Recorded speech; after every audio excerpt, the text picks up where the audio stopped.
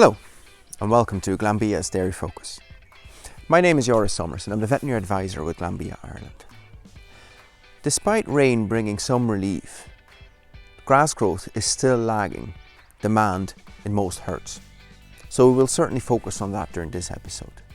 We will also continue the conversation on lameness in dairy cows in part 2 of our lameness series, focusing on detecting and monitoring lameness in the herd. And we will hear from our milk quality team. Autumn calving herds that are in the process of or getting ready for drying off their cows, I have a short message.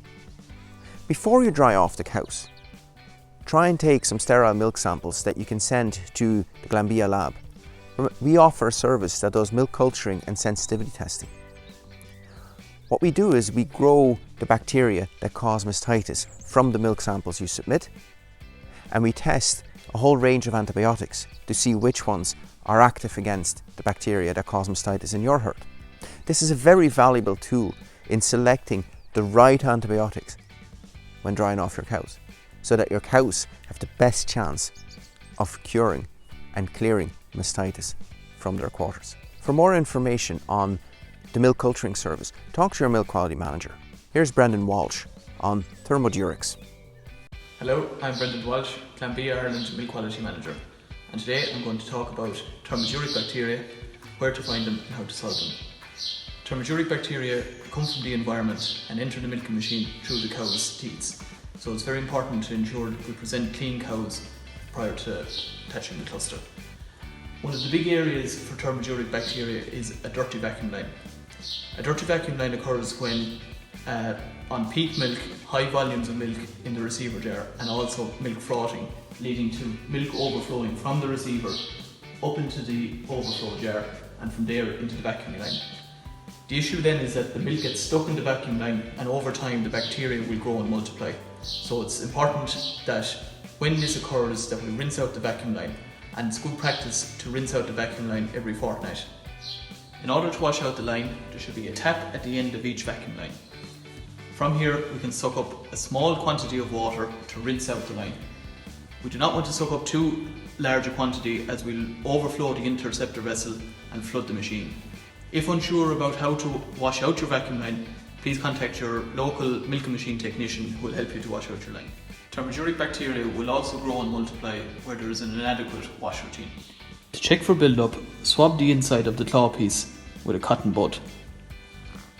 What we're looking for is a brown earwaxy build-up known as a biofilm, and this is what's holding the thermoduric bacteria.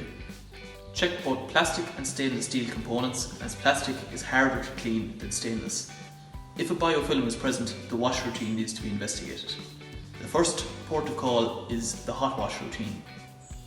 The hot wash should have a start temperature of greater than 75 degrees and a dump temperature of greater than 50 degrees. After the hot wash, the next thing to check is the detergent routine and rates. Different products will have different routines and different rates.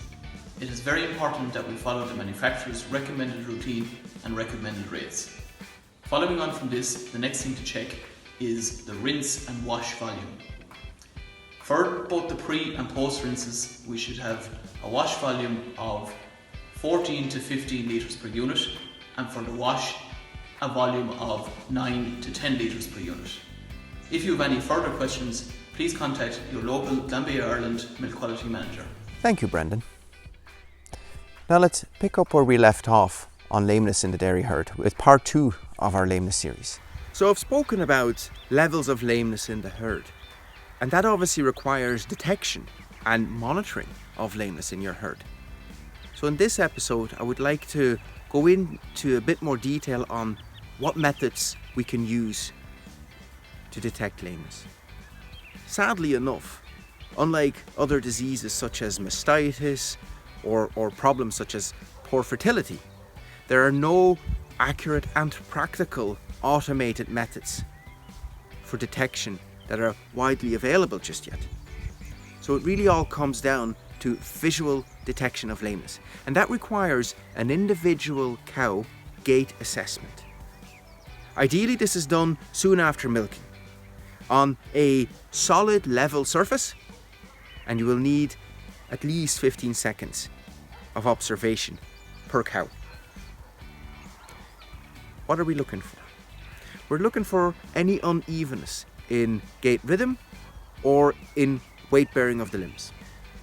We are looking for shortened stride length or cows not tracking up very well. And tracking up means that the back foot is placed in the footprint or even in front of the footprint of the front leg on the same side. We're looking for arched backs. Cows that are displaying pain will often do that with an arched back. An arched back alone is not enough to say this cow is lame, but it often shows us that this cow is not comfortable. And then the walking speed. That's the fourth thing we look at. Slow walking speed. Cows not being able to keep up with the rest of the mob is actually a fairly clear sign of lameness. So let's practice this a bit on a few videos. So here we see a cow walking with a nice even gait. She has a good walking speed and she's tracking up really well. Look at where that back left foot is being placed. It's actually being placed right in the footprint of the back front foot. And she has a nice level back line, which is quite easy to spot here because of the fence in the background.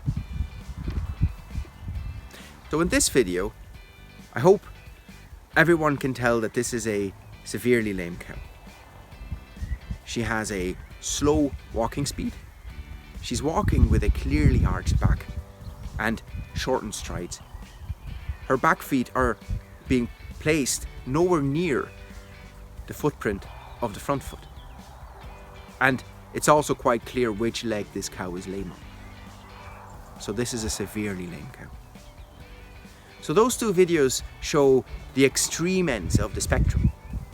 Let's watch another one.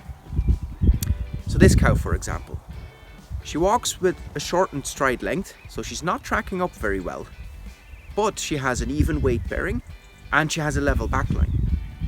So this cow would not be considered lame, but she is imperfect. She's not sound, she's imperfect. And now this video here, again this cow has a shortened stride length.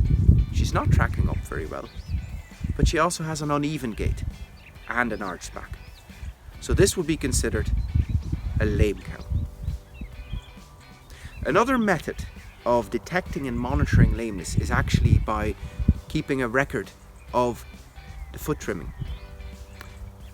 And we will go into more detail on the foot trimming in the next episode. Let's hear from Maeve Regan on how to feed our cows in the current situation. Although heavy rainfall was forecasted over the past number of days and some rainfall forecast for the coming days, those showers have been somewhat localised and soil moisture deficits still continue to be quite severe in some areas, with those average soil moisture deficits ranging from 50 to in excess of 80 millimetres. When we look specifically at Pasture Base Ireland data over the past 7 days, average grass growth rates over the entire region have decreased by a further 14 kilos of dry matter per hectare per day. If we look specifically in different counties, we see lows of 15 kilos of dry matter per hectare per day as an average for County Dublin, and those counties in the southern part of the region still growing in excess of 45 to 50 kilos of dry matter per hectare per day. It's also vitally important at the moment not to underestimate what covers are available to the cows.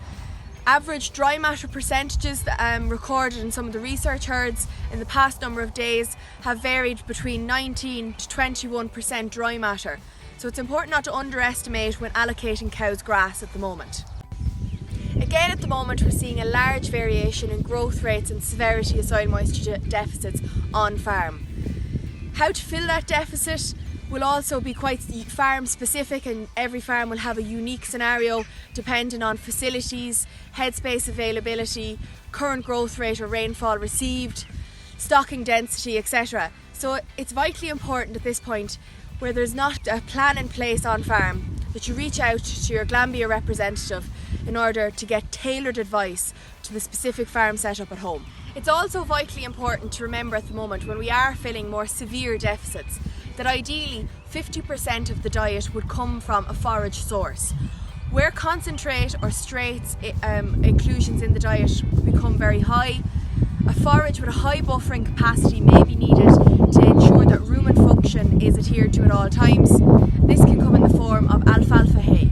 If we look at the deficit or gap that's now appearing on farms due to poor grass availability, when it comes to filling this gap or how severe a gap we have to fill, it will be very dependent on the growth rate being achieved on the milking platform at the moment.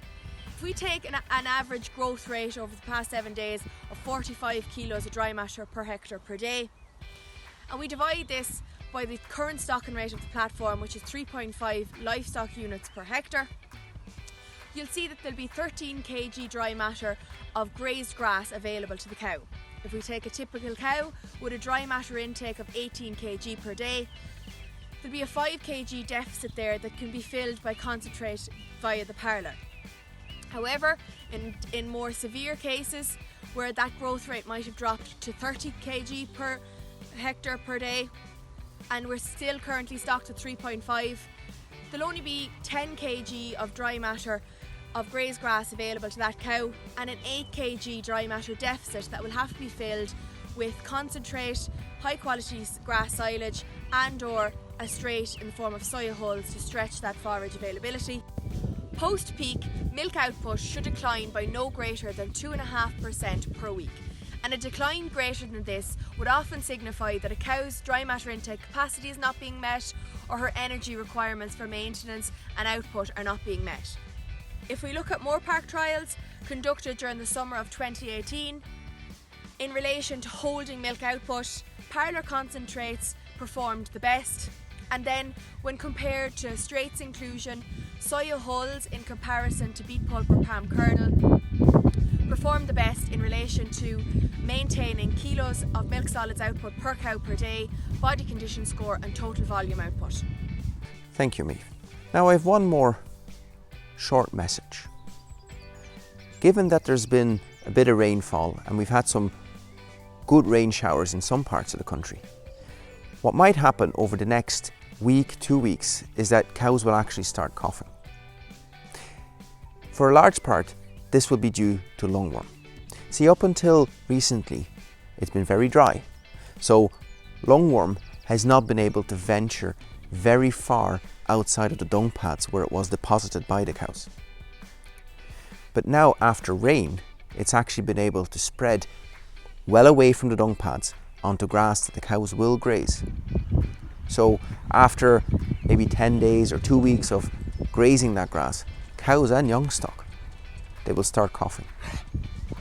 Even if those animals have already been dosed for stomach worms, lungworm might still cause issues.